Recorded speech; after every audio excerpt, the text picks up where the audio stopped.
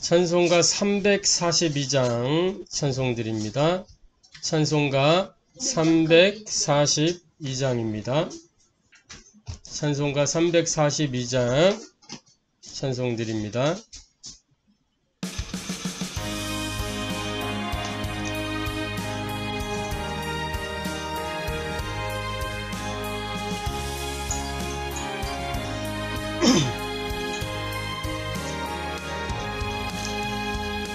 너 시험을 당해 죄 짓지 말고 너 용기를 다해 곧 물리치라.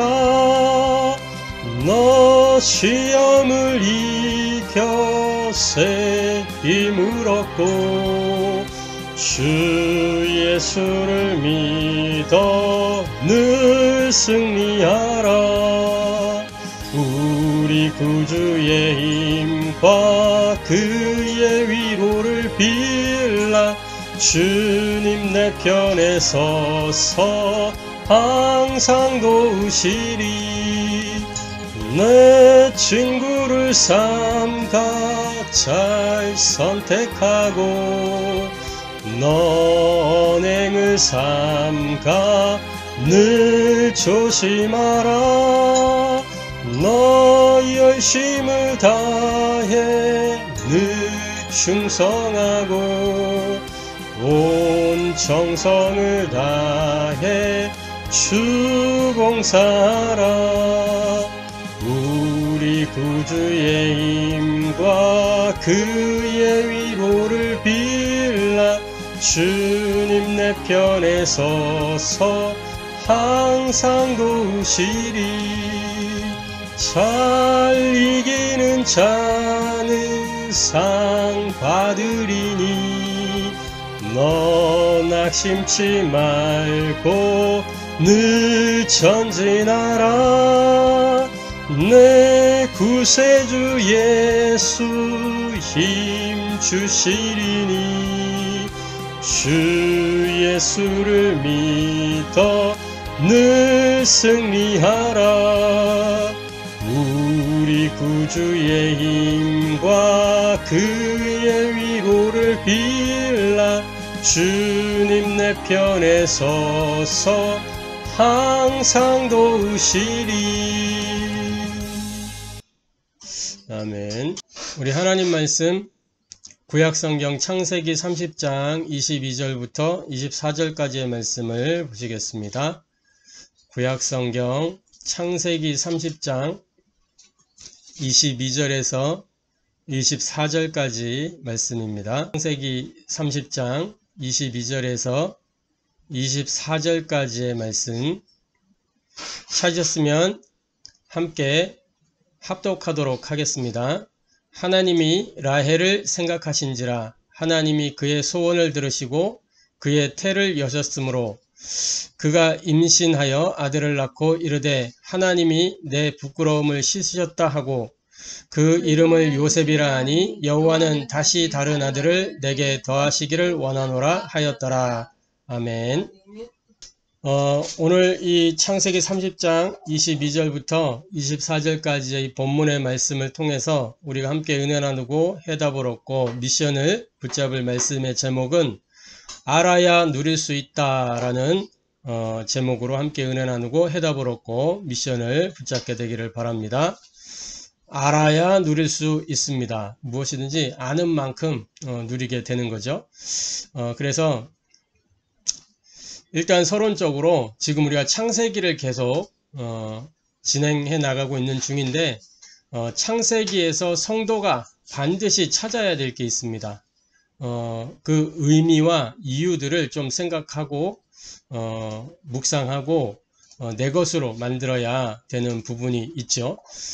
첫 번째로 창세기 1장 뚜껑을 딱 열면 하나님이 세상을 창조하시고 창세기 1장 26절 27절 말씀에 보면 세상 모든 만물을 다 만드시고 마지막에 사람을 하나님의 형상으로 만드셨어요.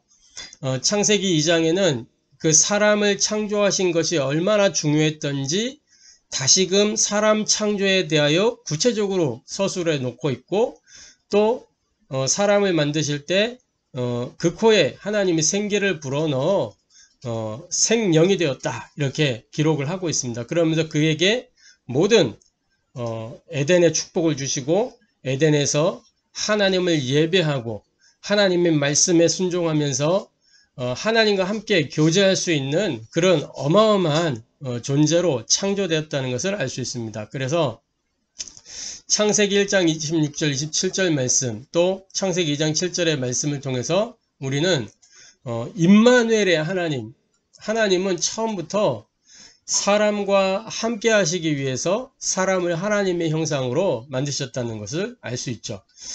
그리고 창세기 2장 15절 그 사람에게 에덴을 경작하는 이 경작하다라는 의미는 예배하다라는 의미가 포함되어 있는 거예요. 그래서 에덴에서 뭐 경작할 게 없잖아. 에덴은 다 공급되어지는 거기 때문에 경작을 하는 게 아니라 예배하는 하나님을 예배하는 그 예배자의 특권과 어마어마한 축복을 누리는 그런 존재로 창조가 되었다.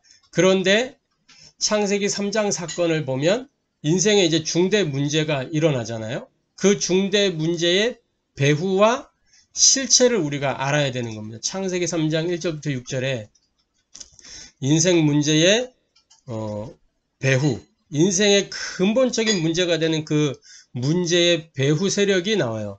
누구죠? 요한복음 8장 44절에는 그 이름을 마귀라고 해요. 욕심장이요 거짓말장이요 살인자의 영이다 이렇게 이야기합니다. 너희는 너희 아비 마귀에게서 났으니 너희 아비의 욕심을 따라 너희도 행하고자 하느니라. 그는 처음부터 살인한 자요 거짓말장이다. 거짓의 아비가 되었다. 이렇게 말씀하고 있죠. 그래서 인생 중대 문제 배후가 사탄이다, 마귀다 라는 것을 우리가 알 수 있어요. 그리고 이 문제의 결국은 뭐냐, 창세기 3장 7절부터 14절에 하나님의 말씀에 불순종하게 되어서 이 불순종의 열매가 무엇으로 맺어지냐, 결국은 불신앙하는 인생으로 하나님을 믿지 못하는 그런 인생으로 전락하게 됐단 말이에요. 그래서 하나님을 두려워하여 숨었다라고 표현하고 있잖아요. 그러니까 하나님을 두려워하는 존재가 됐어요. 그러면서 자기가 잘못한 것을 하나님 앞에 시인하면 될 것인데, 그럼 용서받고 새롭게 시작할 수 있는데 하나님을 두려워하여 피하여 숨어가지고 뭐 했냐? 하나님 물으니까 하나님께 책임을 전가하잖아요. 어떤 식으로 전가해요? 아담에게, 아담아 네가 어디 있느냐? 두려워하여 숨었냐? 이러니까 내가 네가 먹지 말란 그 나무의 열매를 먹었냐? 그러니까 뭐라 그래요? 하나님이 나에게 주신 그 여자, 그가 깨어서 나를 먹게 함으로 내가 먹었나이다 그러잖아요. 그리고 또 하와에게 네가 어찌하여 그렇게 했냐? 뱀이, 그 말은 하나님이 만드신 뱀이 결국은 책임이 어디로 들어가요? 하나님께로 들어가는, 하나님께 책임 전가시키잖아요. 주변 사람에게 전가시키는 것 같은데 결국은 하나님 때문에 이렇게 된 거 아닙니까? 이렇게 얘기하는 거예요. 결국은 이 불신앙이 탁 들어간단 말이에요. 불신앙. 그리고 창세기 3장 16절부터 20절 불순종한 인생의 상태와 그 결과가 24절에 나옵니다. 어떤 상태예요? 하나님의 은혜가 없어지는, 하나님의 은혜가 공급되지 않는, 내 힘으로 내 노력으로 스스로 뭔가를 해야 돼요. 땅은 엉겅퀴를 내고, 그래서 막 그 땅을 기경해가지고 농사 지어가지고 겨우겨우 농사 잘 되는가 싶은데 안 되잖아요. 그게 농사 짓는 게 쉬운 일이 아니잖아요. 막 흉작이 되기도 하고, 그 처음에 이 아담아 고생 좀 했을 것 같아. 농사 짓는 법도 모르니까 얼마나 고생했겠어요. 그죠?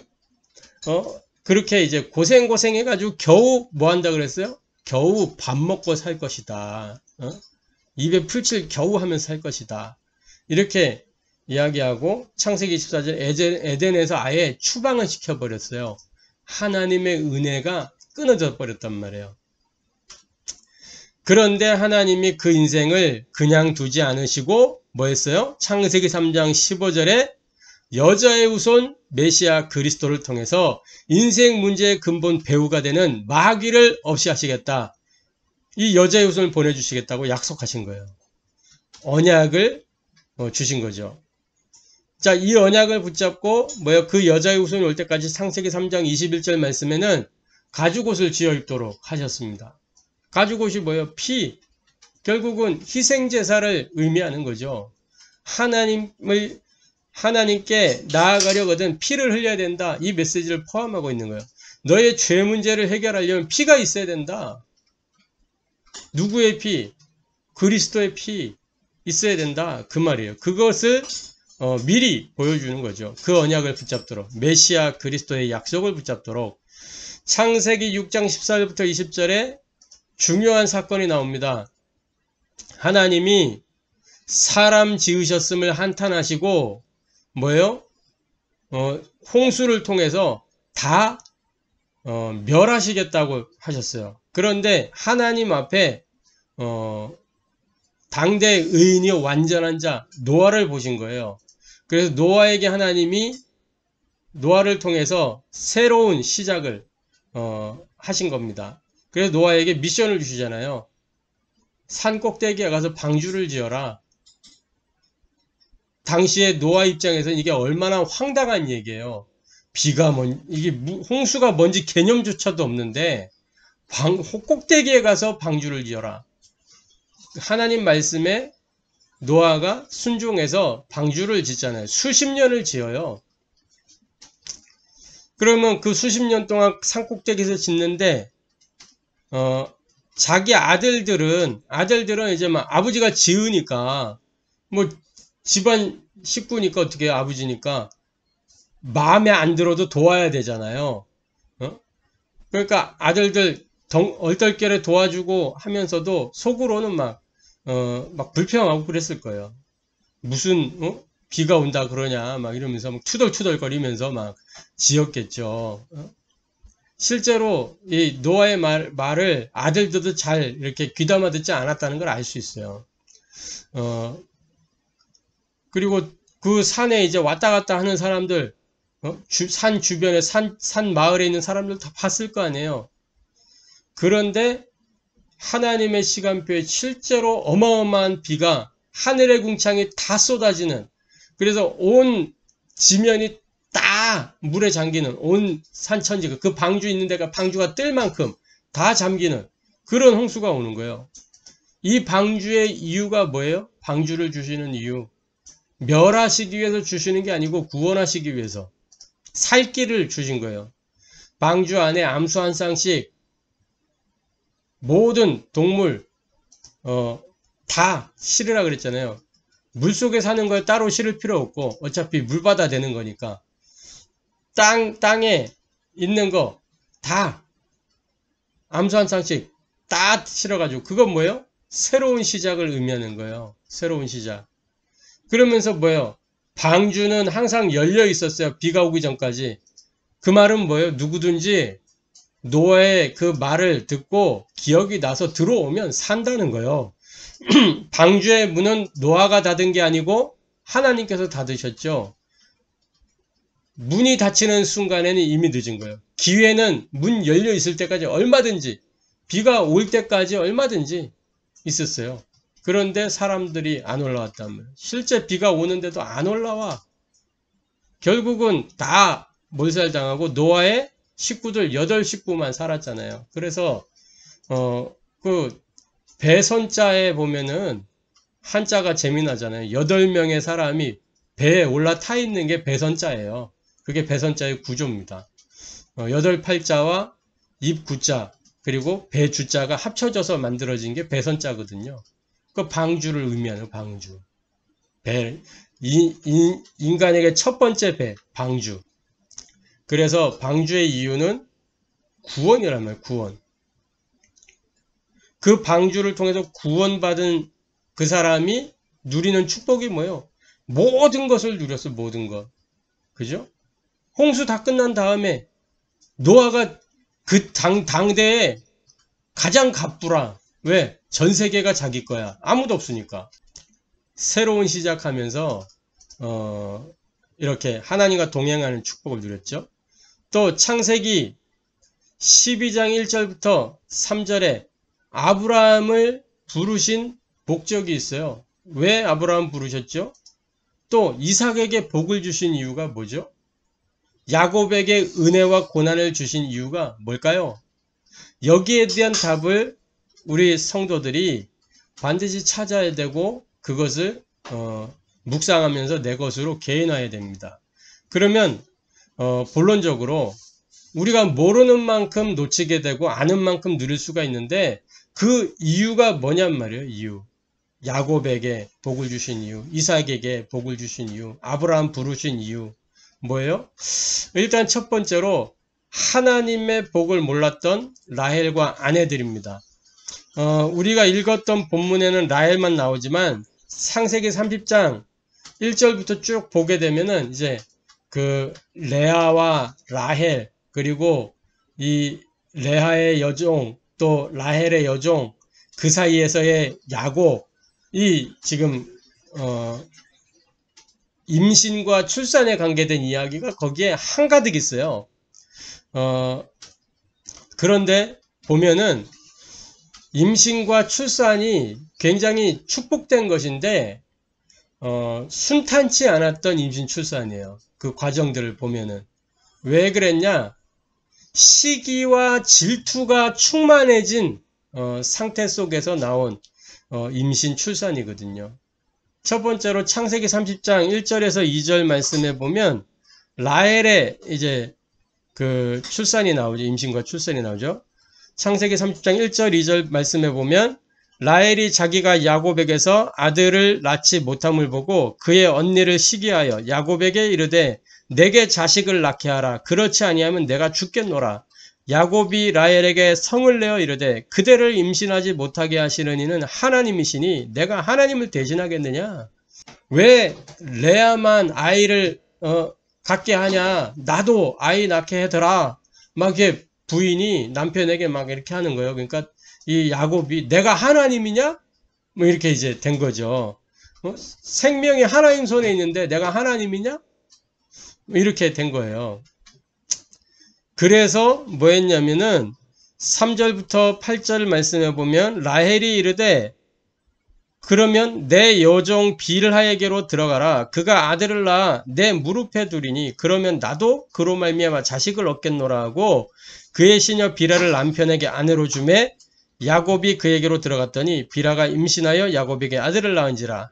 라헬이 이르되 하나님이 내 억울함을 푸시려고 내 호소를 들으사 내게 아들을 주셨다 하고 이로 말미암아 그 이름을 단이라 하였으며 라헬의 시녀 빌하가 다시 임신하며 둘째 아들을 야곱에게 낳으매 라헬이 이르되 내가 언니와 크게 경쟁하여 이겼다 하고 그의 이름을 납달리라 하였더라. 그게 벌써 이름부터 보세요. 시기 질투로 가득하잖아요. 시기 질투. 그 결과물이라는 거잖아요. 그죠?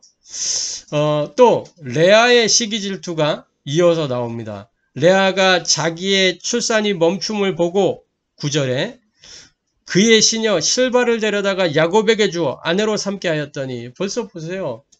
그래서 실바를 통해서 갓과 아셀을 출산합니다. 10절부터 13절에 있는 기록이에요.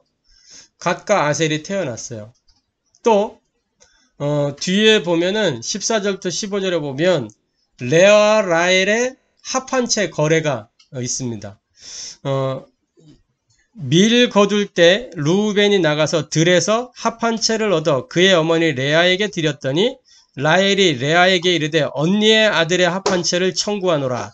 15절에 레아가 그에게 이르되 네가 내 남편을 빼앗은 것이 적은 일이냐? 그런데 네가 내 아들의 합한채도 빼앗고자 하느냐? 라헬이 이르되 그러면 언니의 아들의 합한채 대신에 오늘 밤에 내 남편이 언니와 동침하리라 하니라. 이 합한채라고 하는 게 뭐냐면 해외에서는 러브 애플이라고 불려요.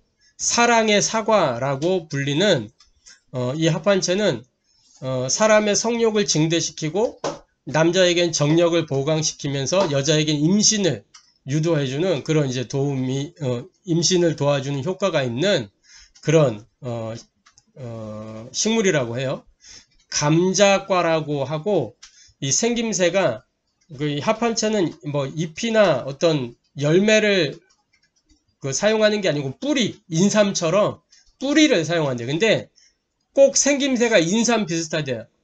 근데 인삼은 사람이 혼자 있는 모양이라면 이 합한체는 사람 2명이 엉켜 있는 모양으로 이렇게, 그래서 옛날부터 그런 이제 정력 보강이라든지 임신이라든지 이런 부분에 도움이 되는 걸로 전해 내려옵니다. 그래서 사랑의 사과로 불린다고 합니다.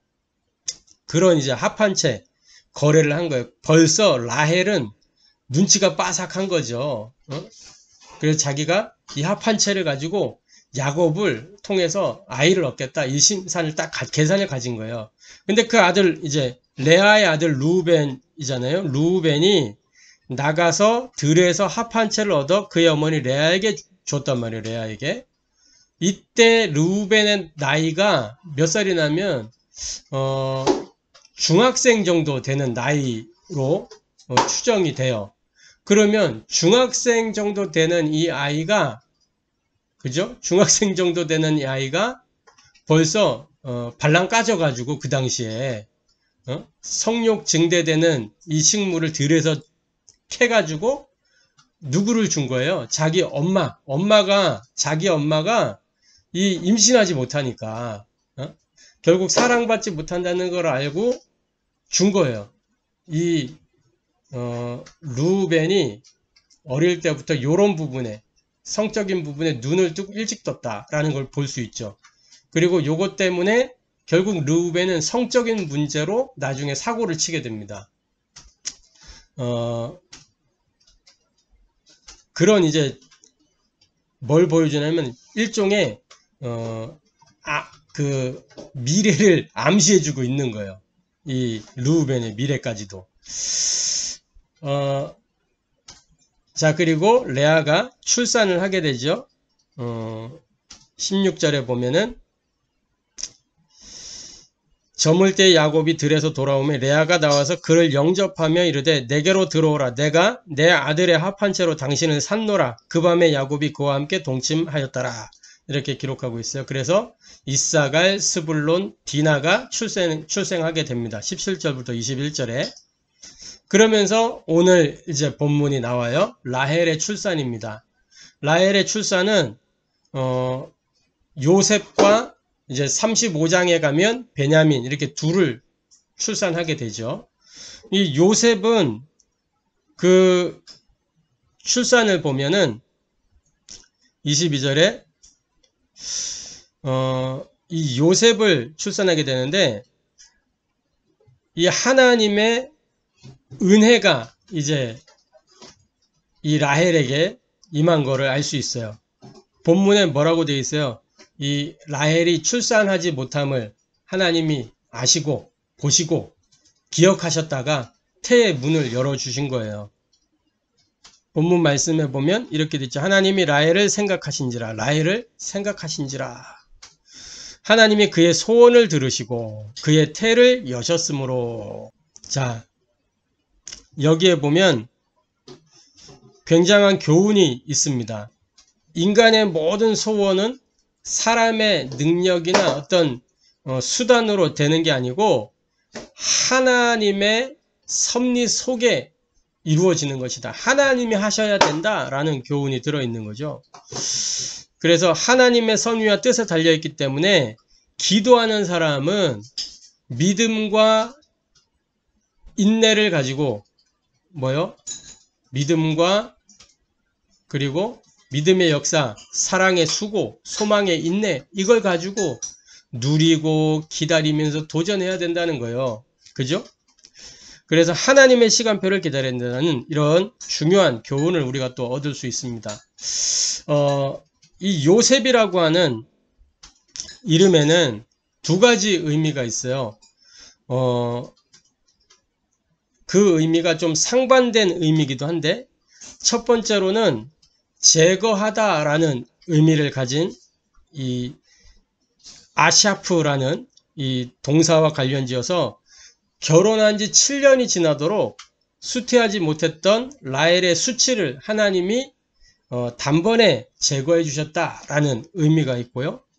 또 증가하다라는 의미로 야샤프라는 이 동사의 파생어로서 다른 아들도 더하소서라는 라헬의 기도가 담겨 있는 거죠. 요거는 실제로 성취가 됩니다.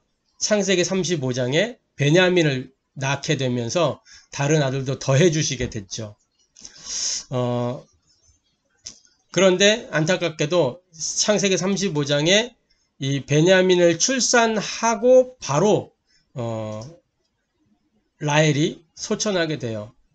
그런데 이런 순탄치 않았던 임신과 출산의 결과는 어떻게 됐냐? 복잡한 가정 문제의 바탕이 되고 말았어요. 그러니까 하나님의 언약을 붙잡고 인본주의 쓰지만 않았어도 이 복잡한 가정 문제가 생기지 않았을 수도 있는데 복잡한 가정 문제들이 특히 형제들 간의 갈등 이런 것들이 일어나게 되는 거죠. 왜? 서로 어머니가 다르거든요. 형제들이 2명, 3명, 이렇게 4명, 2명 막 이렇게 낳는 엄마가 다 다르잖아요. 그러니까 서로 갈등할 수밖에 없는 거죠. 그런데 더 문제는 뭐냐면 자, 하나님의 복을 몰랐던 결과입니다. 형제간 불화가 생겨 당연한 거죠. 당연히 생겨요. 그런데 특히 10명의 형들과 요셉 사이에 이 갈등 말로도 할 수 없어요. 왜냐? 그 아버지 야곱이 누구를 사랑했어요? 라헬만 사랑했어요. 라헬만. 그죠? 라헬만 사랑했기 때문에 라헬의 이제 소생들, 라헬이 낳은 자녀들만 편애한 거예요. 사실은 어떻게 보면. 그래서 대표적으로 요셉이 기록되어 있지만 왜냐 요셉은 이제 그때 이미 자랐을 때 나이잖아요. 그러니까 채색 옷을 지어 입히고 했다면 이 베냐민은 아직 그때 당시 어렸고 그러니까 뭐 아직 아기니까 그죠? 그러니까 요셉을 이렇게 표신하게 할 수밖에 없는 거란 말이에요. 이 10명의 형들과 요셉 사이의 갈등 여기에 한 명 더 플러스 됩니다. 한 명의 누나 디나가 있었죠. 디나는 거기 기록 안 나오지만 당연히 그 형제들 사이에서 뭐 요셉 편 안 들어주고 형들 편 섰을 거란 말이에요. 그죠? 그때 당시에도 여자들은 차별받기 쉬웠으니까. 그리고 가정에 사고가 끊이지 않게 됐습니다. 불화는 기본이고 디나 이 유일하게 딸 하나 있는 디나 강간 사건 잘 아는 사건이잖아요. 그렇죠? 그것 때문에 부족 간의 전쟁이 일어나고 그죠? 또 요셉을 형들이 죽이려고 했으나 죽이지 못했던 그 살인 미수 그러면서 인신매매 한 거 아니에요? 노예로 팔아넘긴 거잖아요. 그러니까 살인 미수와 인신매매 사건 이런 가정의 사고가 끊이지 않았어요. 게다가 야곱은 일평생을 속으면서 살게 된 겁니다. 속으면서. 이 야곱의 일생을 보면 속임수로 흥망성쇠가 가름져져요. 속임수로 흥하는가 싶더니 이 속임수 때문에 망하게 되고 속임수로 성공하는가 싶더니 속임수 때문에 쇠하게 되는 흥망성쇠가 속임수로 되어 있어요. 흥하고 성공할 때는 자기가 속임수를 써서 머리를 써서 망하고 쇠해질 때는 라반이 속임수를 쓰고 그죠? 또 그 자녀들이 10명의 아들들이 담합해가지고 아버지를 속였잖아요. 요셉 죽었다고 그죠? 일생을 속으면서 살은 거예요. 일생을 속으면서. 자 그리고 세 번째로 그럼에도 불구하고 뭐예요? 반드시 하나님의 뜻은 이루어지고 하나님의 나라는 완성된다는 겁니다. 로마서 8장 28절에 뭐예요? 뭐라고 기록하고 있어요? 로마서 8장 28절에 우리가 잘 아는 본문 말씀이지만 한번 확인하겠습니다. 우리가 알거니와 하나님을 사랑하는 자 곧 그의 뜻대로 부르심을 입은 자들에게는 모든 것이 합력하여 선을 이루느니라. 모든 것이 합력하여 선을 이루느니라. 할렐루야. 그러니까 하나님의 뜻은 반드시 이루어지고 하나님의 나라는 완성됩니다. 뭘 통해서? 하나님의 택한 백성들을 통해서. 하나님의 택한 백성, 결국은 이 야곱을 통해서, 야곱의 이 12 아들들을 통해서 하나님의 뜻은 이루어지고 하나님의 나라는 완성이 되어 가고 있어요. 또 고난과 문제를 통해서라도 하나님은 하나님의 뜻을 이루고 하나님 나라를 완성해 가십니다. 12 아들을 통해서 12지파가 형성됐어요. 그 아들들 가운데 레위라든지 유다라든지 요셉 같은 이런 큰 인물들도 하나님 주셨어요. 성경에 보면 렘넌트 7명의 이 삶 중에서 문제가 없었던 적이 없어요. 갈등이 오지 않은 적이 없어요. 위기가 찾아오지 않은 적이 없어요. 순탄했던 렘넌트는 없었어요. 다 문제, 갈등, 위기, 사건, 사고 다 있었어요. 그런데 그럼에도 불구하고 하나님의 뜻은 성취되었다는 사실입니다. 그 문제 속에서도, 갈등을 통과해서라도, 위기 속에서도 하나님의 뜻은 성취됐어요. 그러면서 렘넌트 7명은 언약의 여정을 누리고 응답을 누렸다는 거예요. 자, 하나님의 언약은 흘러서 바톤을 전달해주고 그 바톤을 받은 사람이 여정을 누리면서 어떻게 돼요? 이 언약과 흐름과 여정을 통해서 언약이 성취가 되어지잖아요. 저와 여러분이 오늘을 살고 있는데 이 오늘은 어제 속에서 오는 거란 말이에요. 또 이 오늘이 내일로 연결이 되어지는 거예요. 어제와 오늘과 내일이 분리된 게 아니고 흐름과 여정을 통해서 하나님의 뜻과 하나님의 나라를 이루어가는 그 길이 되는 거란 말이죠. 그래서 우리가 정말 제대로 알면 누릴 수가 있는 겁니다. 할렐루야. 자, 결론입니다. 성도들이 사명을 바로 알면 하나님의 역사는 현실화가 됩니다. 할렐루야. 그래서 하나님의 4가지 목적을 알면 모든 문이 열리게 돼 있어요. 그게 성경의 증거고 교회사의 증거고 또 우리 다락방 역사의 증거예요. 뭐예요? 하나님의 4가지 목적?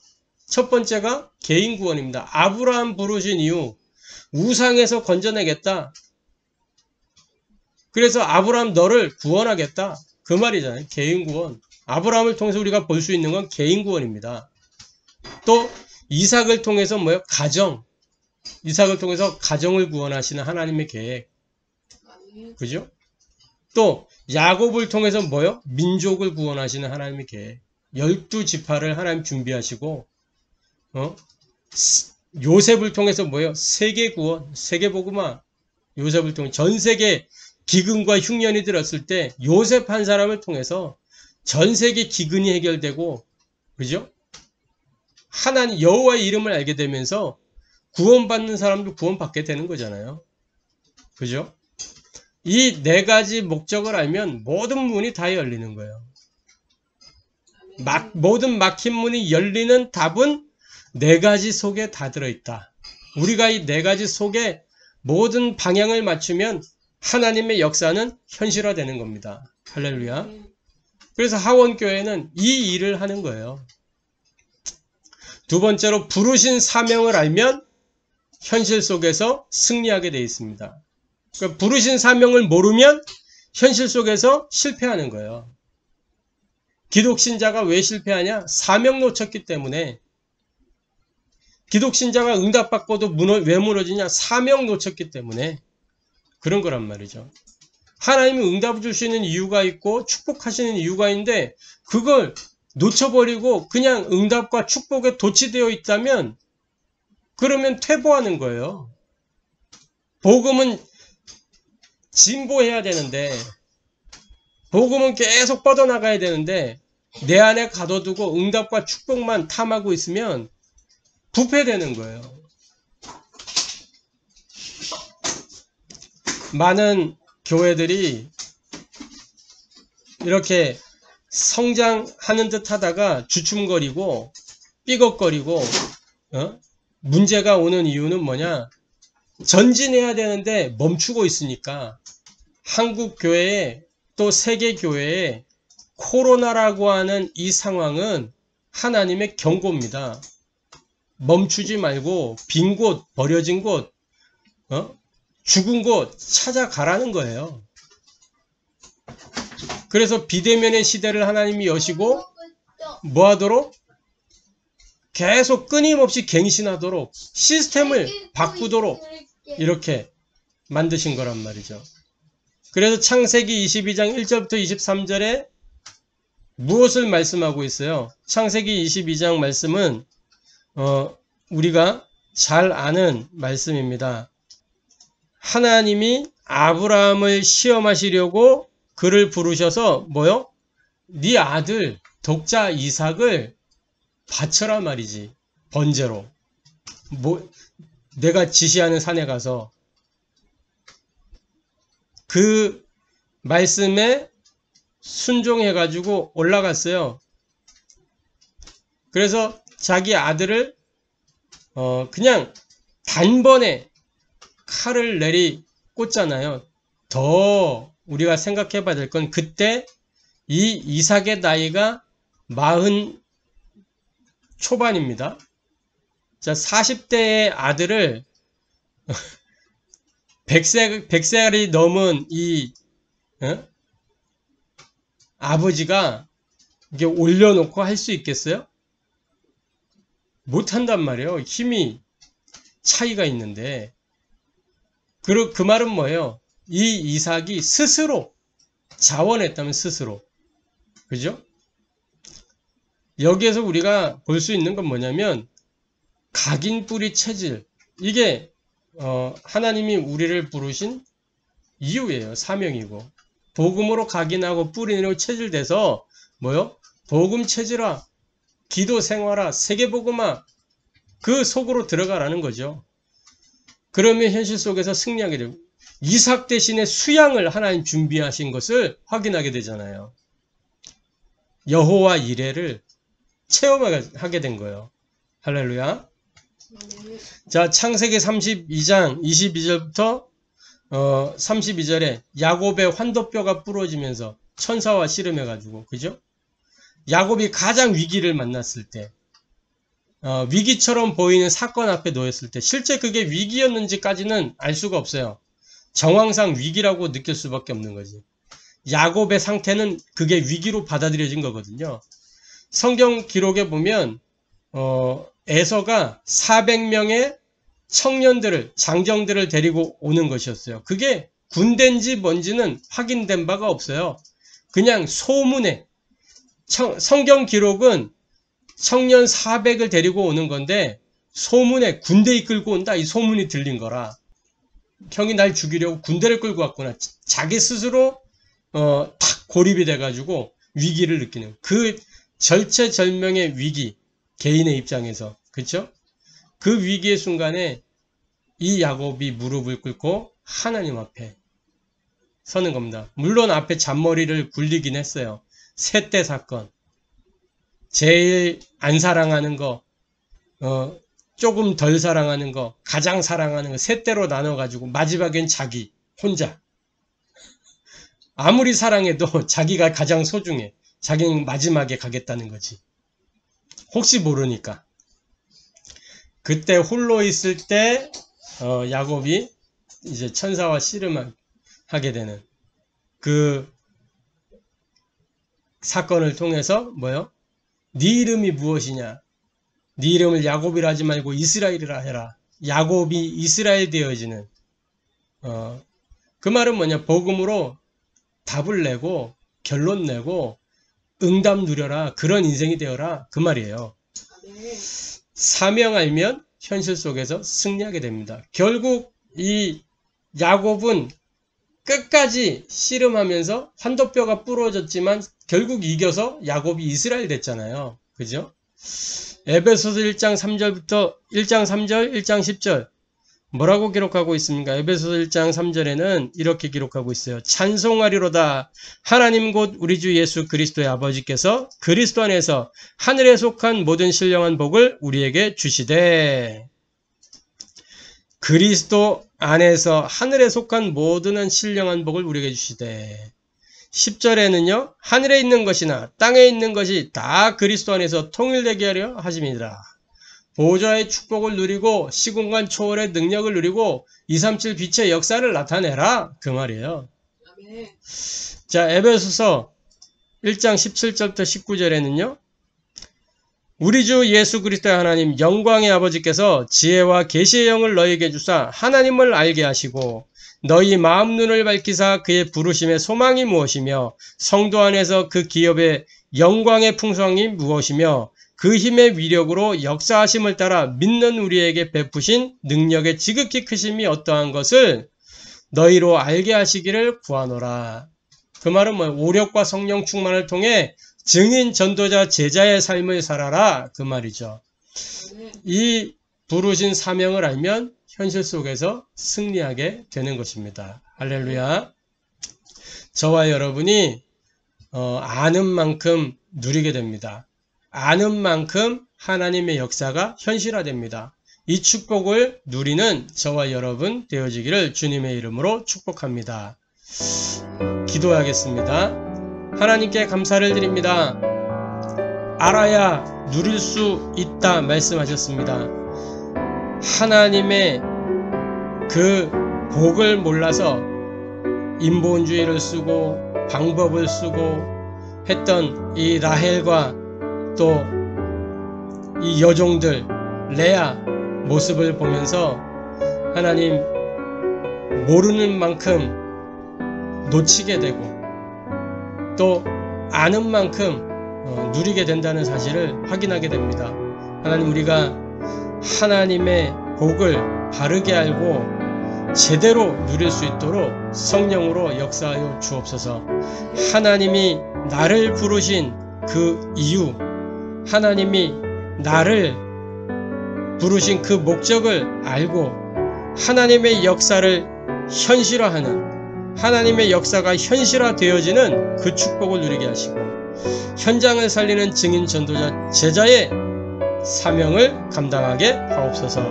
그리스도이신 예수님의 이름으로 기도합니다. 아멘.